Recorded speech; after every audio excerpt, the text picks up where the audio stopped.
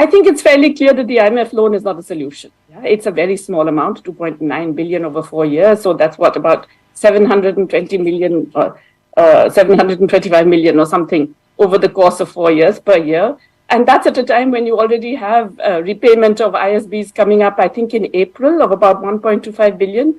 So it's really just one drop in this very large gaping hole that needs to be filled.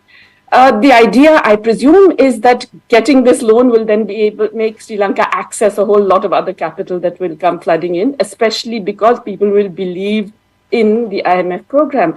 I think there is reason to doubt this program. I don't think these are, viable numbers. I don't think Sri Lanka can achieve a primary surplus by 2025, even if they tax, which I'm very happy that Shanta mentioned, that taxing the foreign investors and so on.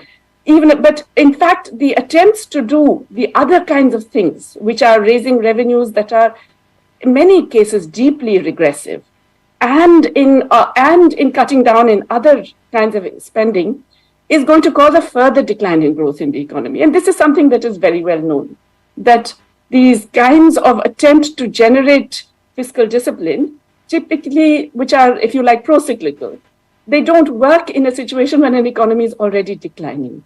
I think last year the economy fell by more than 9%. This year too, it's expected to fall by around 9%. So let's say there's a 20% decline in real income. You're squeezing more revenues out of that 20% decline, which really means you're cutting down on the capacity to spend or invest, which really means you will have lower growth, which means that therefore it will be even harder to generate the revenues, which means that when these targets appear unrealistic, you will then have to increase something or the other, but either some taxes or some more utility charges or some fuel prices, or you will have to cut spending. I cannot see this as a viable way out. I do believe that these counter-cyclical strategies are not, I think Ishak is absolutely right. You have to grow out of debt. To me, the gold standard for debt resolution is Germany 1953. The 70th anniversary of that was just celebrated. That's the way, in fact, you get rid of growth. You get rid of debt is by growing out of it. So one issue is whether this is a macroeconomically viable strategy. I don't think it is. Let's look also at the distributional elements of this. Shanta emphasized that this is actually progressive. But look at what we are getting. We're getting massive hikes in the price of fuel, in the price of electricity, which impact on all small micro producers. You're getting a massive increase in interest rates, and you're getting a depreciating currency, which will make all imported items go up further. So really, this is something that is going to squeeze ordinary people. It's going to squeeze micro, small, and medium enterprises.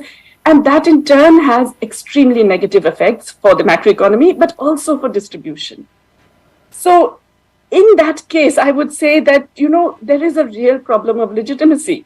I believe most Sri Lankans do not see this as a legitimate government because, after an amazing Aragalaya, you basically got more of the same. Yeah? You got a change of face.